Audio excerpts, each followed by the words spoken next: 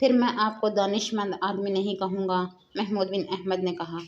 آپ نے جس طرح اپنے آپ کو میرے سامنے بے نقاب کیا ہے، اس طرح آپ دشمن کے کسی جاسوس کے سامنے بھی بے نقاب ہو سکتے ہیں۔ مجھے یقین تھا کہ تم میرے آدمی ہو، امام نے کہا۔ ضرورت ایسی آ پڑی ہے کہ تمہیں اپنا اصلی روپ بتانا ضروری سمجھا۔ میرے ساتھ 2 محافظ ہیں جو جہاں کے باشندوں کے بحروپ میں گاؤں میں موجود رہتے ہیں۔ مجھے زیادہ آدمیوں کی ضرورت ہے۔ اچھا ہوا کہ تم آ گئے ہو۔ اس گاؤں میں دشمن کے تخریب کار آ رہے ہیں۔ تم نے اس آدمی کے متعلق سنا ہوگا جس کے متعلق مشہور ہو گیا ہے کہ وہ مستقبل کے اندھیروں کی خبر دیتا ہے اور مرے ہوئوں کو زندہ کرتا ہے۔ یہ قوم بھی ان کی ان دیکھی کرامات کی زد میں آ گیا ہے۔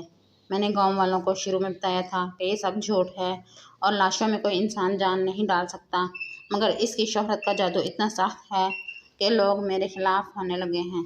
میں سنبھل گیا کیونکہ میں اس مسجد سے نکلنا نہیں چاہتا۔ مجھے ایک اڈے اور ٹھکانے کی ضرورت ہے۔ یہاں کے گمراہ کیے ہوئے لوگوں کو اسلام کا سیدھا راستہ بھی دکھانا ہے۔ 15-20 روز گزرے۔ رات کو 2 آدمی میرے پاس آئے۔ میں اکیلا تھا۔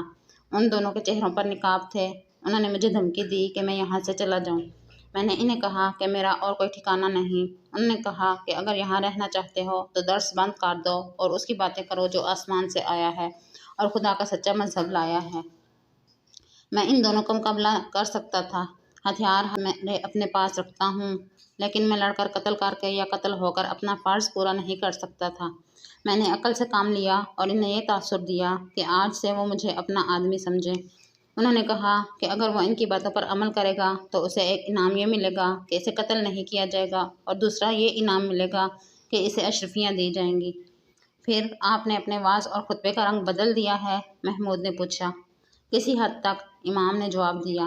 میں اب دونوں قسم کی باتیں کرتا ہوں۔ مجھے اشرفیوں کی نہیں، اپنی جان کی ضرورت ہے۔ میں اپنا فرض ادا کیے بغیر مرنا نہیں چاہتا۔ میں گاؤں سے باہر جا کر تمہیں یا تمہارے کسی ساتھی کو ڈھونڈنا بھی نہیں چاہتا، کیونکہ اس کی جان بھی خطرے میں پڑ جاتی۔ خدا نے خود ہی تمہیں میرے پاس بھیج دیا ہے۔ میرے محافظ اس رات میرے پاس نہیں تھے۔ اب تم ہی میرے ساتھ رہو۔ تم میرے شاگرد کی حیثیت سے میرے ساتھ رہو گے۔ تم سیدھی سادی گنواروں کی سی باتیں کیا کرنا۔ گاؤں میں 4-5 آدمی ایسے ہیں جو ہمارا ساتھ دے سکتے ہیں۔ اگر ہمیں قریب کوئی سرحدی دستہ مل جائے تو ہمارا مقصد پورا ہو سکتا ہے، مگر ہمارے سرحدی دستوں کے کسی کماندار پر بھروسہ کرنا خطرناک ہے۔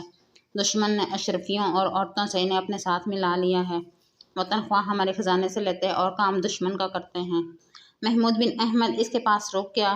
اسی روز امام نے اسے اپنے دونوں محافظوں سے ملا دیا۔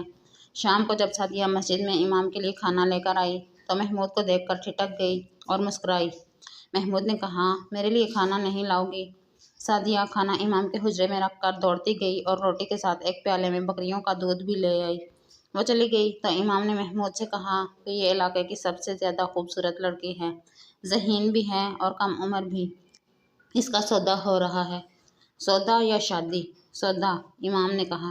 تم جانتے ہو کہ ان لوگوں کی شادی دراصل سودا ہوتا ہے، مگر سعدیہ کا سیدھا سادہ سودا ہو رہا ہے۔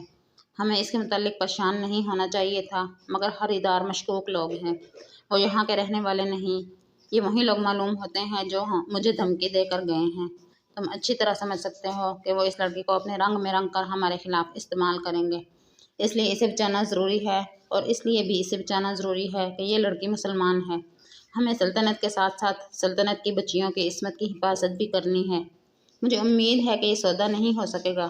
سعدیہ کے باپ کو میں نے اپنا مرید بنا رکھا ہے، لیکن وہ غریب اور تنہا آدمی ہے اور رسم و رواج سے بھاگ بھی نہیں سکتا۔ بہرحال سلطنت اور سعدیہ کی عصمت کے محافظ ہمارے سوا اور کوئی نہیں۔ اس کے بعد محمود امام کا شاگرد بن گیا۔ دن گزرنے لگے اور اس کی ملاقاتیں سعدیہ کے ساتھ ہونے لگیں۔ لڑکی چراگاہ میں چلی جاتی اور محمود وہاں پہنچ جاتا تو ان کی بے تکلفی حد سے بڑھ گئی تو محمود نے سعدیہ سے پوچھا کہ وہ کون لوگ ہیں جو اسے خریدنا چاہتے ہیں۔ سعدیہ انہیں نہیں جانتی تھی، اس کے لیے وہ اجنبی تھے۔ انہوں نے اسے اس طرح آ کر دیکھا تھا جس طرح گائے بھینس کو خریدنے سے پہلے دیکھا جاتا ہے۔ سعدیہ کو اچھی طرح معلوم تھا کہ وہ کسی کی بیوی نہیں بنے گی۔ اسے عرب کا کوئی دولت مند تاجر یا کوئی امیر یا وزیر اپنے حرم میں رکھ کر قید کر لے گا، جہاں وہ اپنا گھر بسائے بغیر بوڑھی ہو کر مر جائے گی، یا اسے ناچنا سکھا کر تفریح کی چیز بنا لیا جائے گا۔ اس نے اپنے گاؤں کے فوجیوں سے ایسی لڑکیوں کے بہت سے قصے سنے تھے۔ وہ اتنے پسماندہ علاقے میں رہتے ہوئے بھی ذہین تھی اور اپنا برا بھلا سوچ سکتی تھی۔ اس نے محمود کو دیکھا تو اسے دل میں بٹھا لیا، اور اس نے جب یہ دیکھا کہ محمود اسے چاہنے لگا ہے تو اس نے دل میں یہ ارادہ پختہ کر لیا کہ فروخت نہیں ہوگی۔ وہ جانتی تھی کہ خریداروں سے بچنا اس کے لیے ممکن نہیں۔ ایک روز اس نے محمود سے پوچھا، تم مجھے خرید نہیں سکتے؟ خرید سکتا ہوں، محمود نے کہا، لیکن میں جو قیمت دوں گا وہ تمہارے باپ کو منظور نہیں ہوگی۔ کتنی قیمت دو گے؟ میرے پاس دینے کے لیے اپنے دل کے سوا کچھ بھی نہیں، محمود بن احمد نے جواب دیا۔ معلوم نہیں تم قیمت جانتی ہو یا نہیں۔ اگر تمہارے دل میں میری محبت ہے تو میرے لیے یہ قیمت بہت زیادہ ہے، سعدیہ نے کہا۔ تم ٹھیک کہتے ہو کہ میرے باپ کو یہ قیمت منظور نہیں ہوگی، لیکن میں تمہیں یہ بتا دوں کہ میرا باپ مجھے بیچنا بھی نہیں چاہتا۔ اس کی مجبوری یہ ہے کہ وہ غریب ہے اور اکیلا بھی ہے۔ میرا کوئی بھائی نہیں۔ میرے خریداروں نے میرے باپ کو دھمکی دی ہے کہ اس نے ان کی قیمت قبول نہ کی تو وہ مجھے اغوا کر لیں گے۔ تمہارا باپ اتنی زیادہ قیمت کیوں قبول نہیں کرتا؟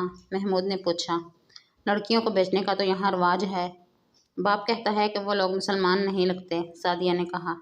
میں نے بھی باپ سے کہہ دیا ہے کہ میں کسی غیر مسلم کے پاس نہیں جاؤں گی، اس نے بے تاب ہو کر کہا۔ تم اگر مجھے اپنے ساتھ لے جانے کے لیے تیار ہو، میں تیار ہوں، محمود نے کہا۔ تو چلو، سعدیہ نے کہا، آج ہی رات چلو۔ نہیں، محمود کے منہ سے نکل گیا، میں اپنا فرض پورا کیے بغیر کہیں بھی نہیں جا سکتا۔ کیسا فرض؟ سعدیہ نے پوچھا۔ محمود بن احمد چونکا۔ وہ سعدیہ کو نہیں بتا سکتا تھا کہ اس کا فرض کیا ہے۔ اس نے منہ سے نکلی ہوئی بات پر پردہ ڈالنے کی کوشش کی، مگر سعدیہ اس کے پیچھے پڑ گئی۔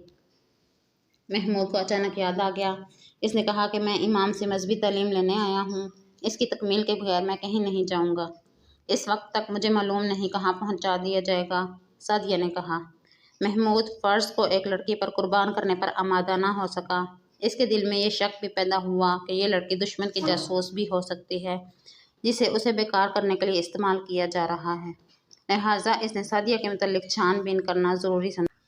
امید ہے ناظرین ویڈیو پسند آئی ہوگی۔ ویڈیو پسند ہے تو ویڈیو کو لائک اور چینل کو سبسکرائب کر لیں۔ اللہ آپ کا اور ہمارا حامی و ناصر ہو۔